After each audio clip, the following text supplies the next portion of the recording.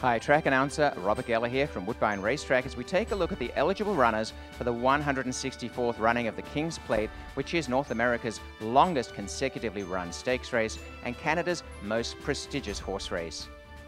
It is now time to take a look at the road to the King's Plate from the Daily Racing Form and see who is on the top 10 list of Ron Gear Kink.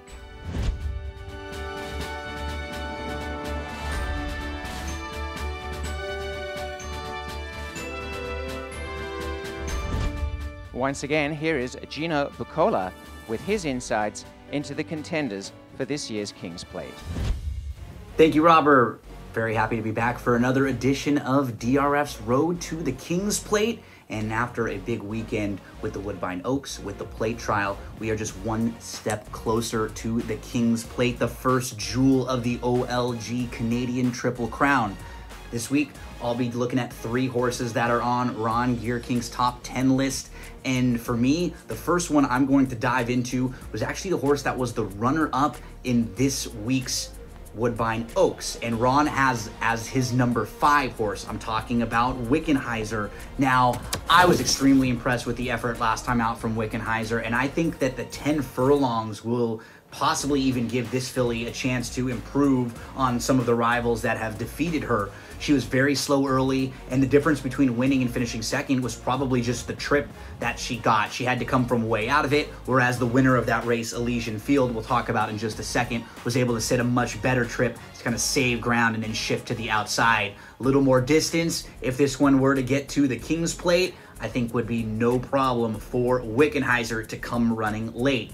Now, the next one for me is going to be a horse that didn't even run this weekend, but based on some of the events that happened, I have upgraded him quite a bit. Cow Kokai Pow, who now is coming off of a very good runner-up effort, but 2 starts back in the Queenston. This is a horse who defeated Paramount Prince, who we saw just come back with that big win in the plate trial. So now that form looks even better. And thinking about how the race may shape up, this is a horse who could sit a beautiful trip maybe just behind Paramount Prince, has enough speed to keep that one honest. So Ron's number 1 is a horse who continues to move up on my personal rankings as well, and I think this weekend did a great job just for flattering him overall as we head closer to the King's Plate. The third and final for me was the winner of the Woodbine Oaks, Elysian Fields. That's number 3 on Ron's list. I just have no knocks. I thought it was a good effort. It was a good win. Got a nice trip and should be able to continue to move forward even with additional real estate. So no knocks at all on that one. Just thought that maybe Wickenheiser as a horse we may get better price on, and a horse who maybe with a little more distance and a slightly better trip could turn the tables on that rival. But those are the 3 this week for me to take a look at.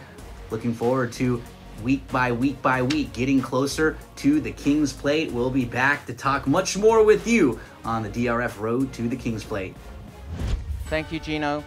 Join us each Sunday as we travel along Daily Racing Form's road to the first leg of the OLG Canadian Triple Crown, the King's Plate.